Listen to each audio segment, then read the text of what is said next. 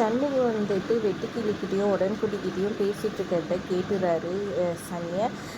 எல்லா பணமும் வந்துட்டு கொடுத்தது இவர் தான், முத்துப்பாண்டி தான் அப்படின்றத தெரிஞ்சுக்கிட்டு உடனே ஃபோன் பண்ணி இங்கே வத்தி வச்சிடுறாரு.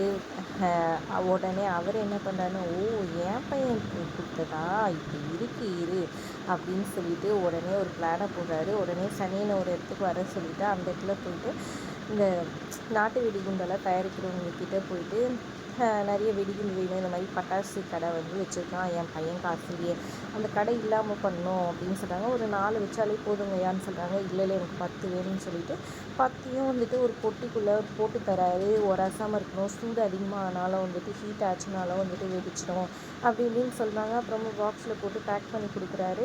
இதை அடையாளம் கண்டுபிடிக்கிறதுக்காக பெயிண்ட் வாங்கி அதில் சுபம் மேலே எழுதி வச்சிடுறாரு சவுந்தரபாண்டி. அதை எடுத்துகிட்டு காரில் வந்துட்டு சனியனும் அவரும் வராங்க. நேராக வந்துட்டு இங்கே நான் சண்முகத்துக்கிட்ட போய் பேசிகிட்டு இருக்கேன், நீ அந்த பொட்டி பேசிகிட்டு இருக்கிற கேப்பில் வந்துட்டு அந்த இருக்கிற மற்ற பட்டாசு வாங்கியிருக்க பாக்ஸோடு சேர்த்து வச்சுடு அப்படின்ற மாதிரி சொல்லியிருக்காங்க. இவர் போயிட்டு என்ன இல்லை பட்டாசு கடை போட்டிருக்கியா, இதுக்கும் உங்கள் அம்மா பேர் தானான்னு கலாய்ச்சி பேசிகிட்டு இருக்காரு. எந்த மாமனார் எந்த பக்கம் அப்படின்னு சொல்லிட்டு அவரும் பேசிகிட்டு இருக்க அந்த கேப்பில் சனியை கொண்டு வந்து அந்த பொட்டியாக வச்சிடுறாரு. அப்போது வந்துட்டு வீட்டுக்கு பலகாரம்லாம் செய்யறதுக்காக வந்துட்டு இதுவெல்லாம் வந்துட்டு மளிகை சாமானெல்லாம் ஏற்றின்னு போனோன்னு ஆட்டோ வருது.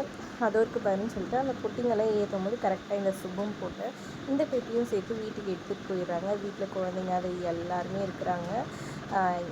வெளியே வந்துட்டு இந்த பொட்டி மேலே தான் வந்துட்டு சண்முகத்தோட அப்பா உட்காந்துட்டு தீபாவளிக்கு பலகாரம் செஞ்சிட்ருக்காரு. கரெக்டாக பரணியும் சண்முகமும் வராங்க.